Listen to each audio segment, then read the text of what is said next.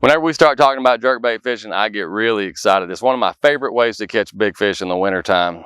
There's important elements in jerkbait fishing, and I think one that may be overlooked is the rod. I'm very, very picky when it comes to a jerkbait rod.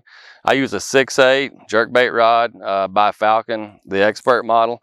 Today I'm going to show you where to throw the jerkbait, why I throw the jerkbait, which water conditions are best for jerkbait fishing. We're just going to break down the jerkbait all together. So follow along. We're going to catch some big ones today.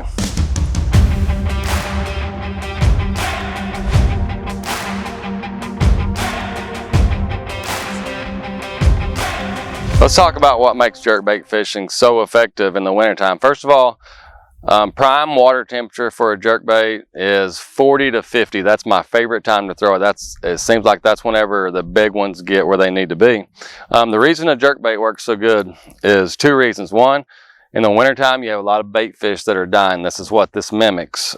Two is the way you fish it. So, whenever I throw it out, it's going to dive down and I'm going to let it sit. Okay, it suspends. And the reason it's so effective is, in the wintertime, these fish are a little lethargic. So when you jerk it down and it sets, it is literally setting in front of their face for as long as you want it to. I can let it set for a second, 2, 3, 4, just depends on really the water clarity and how aggressive the fish are.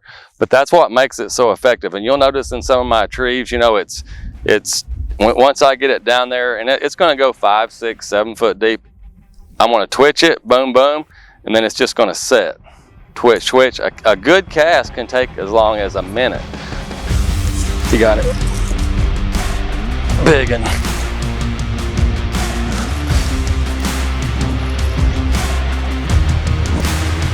This is a giant.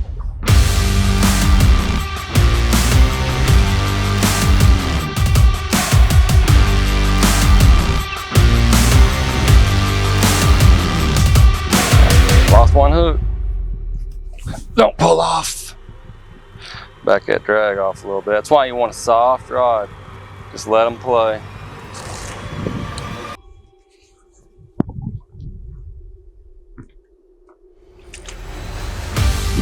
How about that?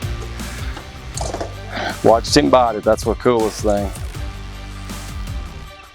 Big old fat, just wintertime fish.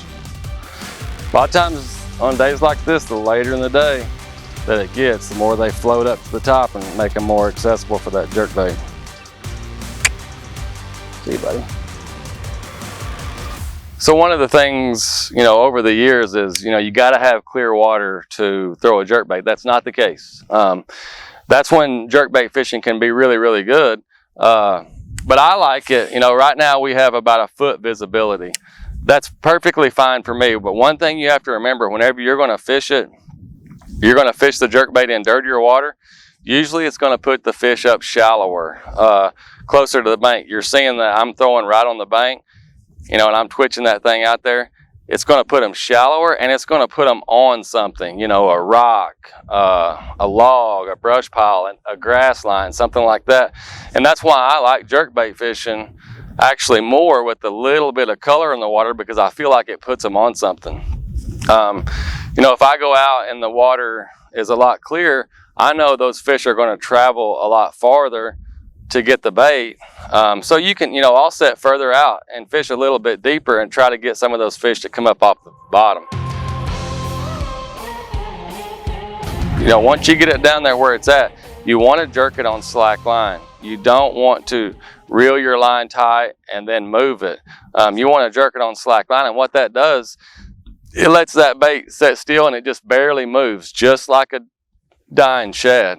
If you jerk it on tight line, you're going to move the bait a long ways, and that bait is going to be a lot more aggressive than what it needs to be, with water temperatures in the 40s. The biggest key for me jerkbait fishing is the rod.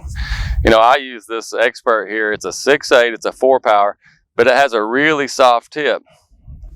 And the reason that I want a really soft tip is there's actually two reasons. One, fighting the fish. These fish are lethargic. Once I get them on, it's just all about taking your time, getting them up there. I don't need a real strong rod. They're going to hook themselves. It's on a treble hook. But the biggest part is when I jerk it. If you have a soft rod, when this bait takes off, it's going to take off slowly and it's going to stop slowly. Hence the soft rod, you know, it's just a soft tap. If I use a really stiff rod, it's going to be real erratic, you know, boom, boom, like that. And it's just, for me, that's too much action when this water temperature is in the 40s. If you see a shad, he's not swimming real crazy, he's barely moving. And that's what I'm trying to mimic using this jerkbait. Now, I may still, at times, you know, hit the bait decently hard, but you have to remember I'm using a soft rod, so that bait's not moving that much. I'm actually not making contact with the bait until I get all the way back there. So that bait's moving maybe 3-4 inches at the most. And once I get around a target like this tree right here, you know, I want to get that bait down there. I want to cast by it. I want to bring it to the edge, and then I really want to try to slow down and trick those fish, because you know, there's a good chance that there's a fish around that tree. So I want to get it down. I actually felt the limb right there, and just start bumping it. Okay, and I'm imagining right now there's a fish, and he's, you know, he's thinking about it. He may even be following it. So I really want to tease him, and I want to keep it in that strike zone in his house, his living room, as long as I can. You know, a lot of people know that in the summertime, springtime, any other time of the year, that you know, wind can be your friend as far as fishing, and it's really, really so with the jerkbait. My kind of rule is, the clearer the water, the more I want to try to fish in the wind to kind of break up that bait, you know, and push some bait fish up on the bank. So don't be afraid to fish in the wind. And the jerkbait is a really good bait to cover some water. And you have to remember that in the wintertime, just like any other time of year, fish don't live everywhere. There's going to be certain stretches. And what I like to do is kind of fish pretty quick until I get a stretch where I get, you know, 3 or 4 bites, kind of learn what kind of bank is it. Is it a deeper bank? Is it a transition bank? And then kind of, you know, be able to run the lake. But I'm going to fish pretty quickly until I start getting some bites. And once you find a stretch, an area, some structure that these fish are on, then a jerkbait is a great bait to really, really slow down and fish it, you know, real thoroughly, and try to catch every fish that lives on that stretch.